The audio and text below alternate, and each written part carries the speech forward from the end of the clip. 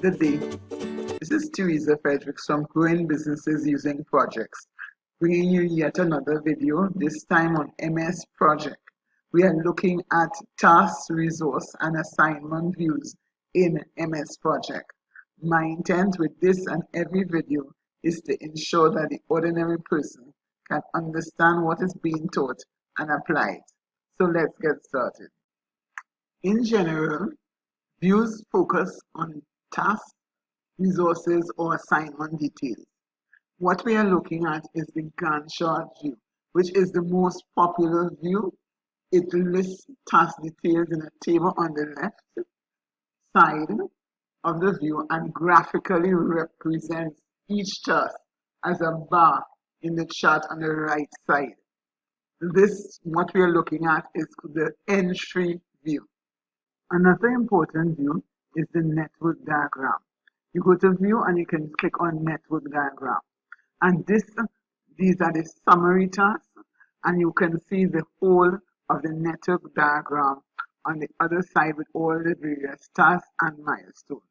This provides an overview of how each task relates to one another. And so it's a very important one. In terms of the Gantt chart that we just discussed, it is also the most popular view as it displays all tasks within a timeline format, which makes it easy to plan, track progress, and identify potential issues or delays. So here you have had two very important views. Yet again, on the View tab, we could go to the Calendar view. Now, this calendar view is very important because it shows on a day-to-day basis what you're working on. So it allows you to properly plan your work. This calendar view is also important for managing resources across multiple projects on the same timeline. So let's look at another category of views, this time the resource views. The resource views helps users determine which resources are available, understand how much each resource is being utilized throughout a given task or project, and identify any conflicts that may arise due to overlapping resources. The first resource usage view we're going to be looking at is the task usage view. I mean, you could just right click, you would get the conceptual menu, go down to task usage. This is an important view in that it provides information about how individual resources are contributing to tasks within a project. It breaks down the total duration of each task and tracks the actual progress made concerning each resource associated with it. So for instance, you see task 1, you see Adam Gray is associated with it, and on the other side you would be able to see how he is working on this task. Another important view is the Team Planner view. So you can go to view, and you would see Team Planner, and you click on it. Now, this is an important view of resources. On the left, you have the resource names. All of the tasks that the resources are assigned to appear on the same row on the right. Resource tasks that don't have a start date or end date also appear on the left next to the resource name. So if you want to know which tasks are associated with which resources, you can get it in the Team Planner view. The resource graph is yet another important view. It allows you to iterate through all resources one by one and see the allocation and over allocation percentage for each resource unit of the time scale. For instance, Joan Smith, she's over allocated. She's at 100% here, but she is being asked to do 2 days work on the 8th. So on this particular day, she has too much work, she's over allocated. And you just click through and you will see all the over allocations for your project.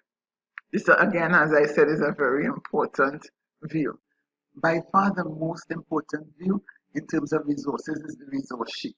The resource sheet is found by going to view resource sheet or right clicking and going to resource sheet on the conceptual menu. It gives the information on the different resources.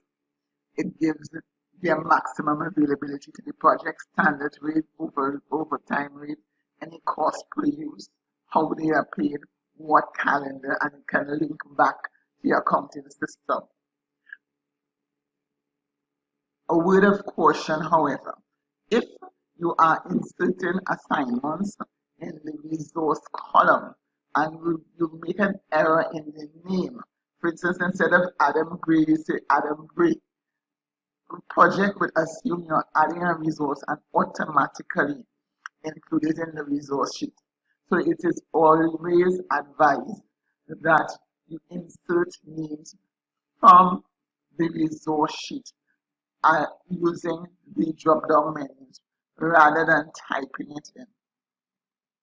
Yet an important view is the resource usage view.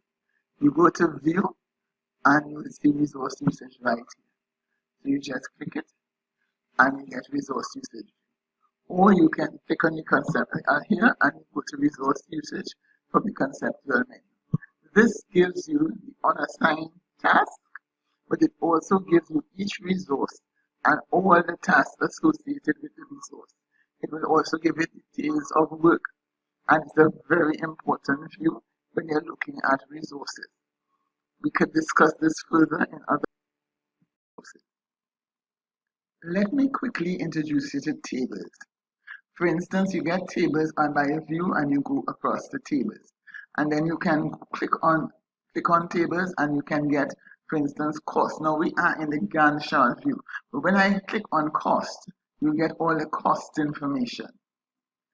Or I'm going back to tables and I'm going to click on entry and I'm going to get the Gantt chart. So this is the entry view.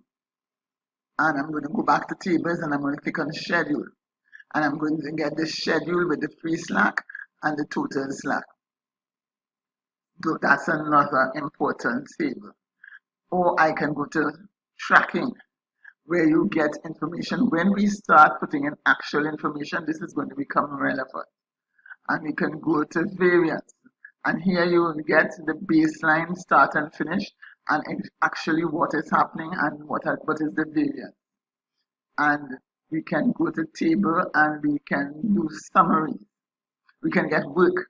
So you get the work relative to each of the tasks.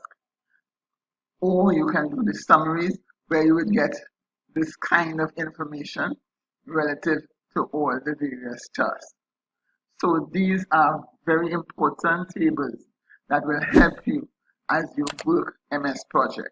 If you like my reading, give it a thumbs up and please subscribe.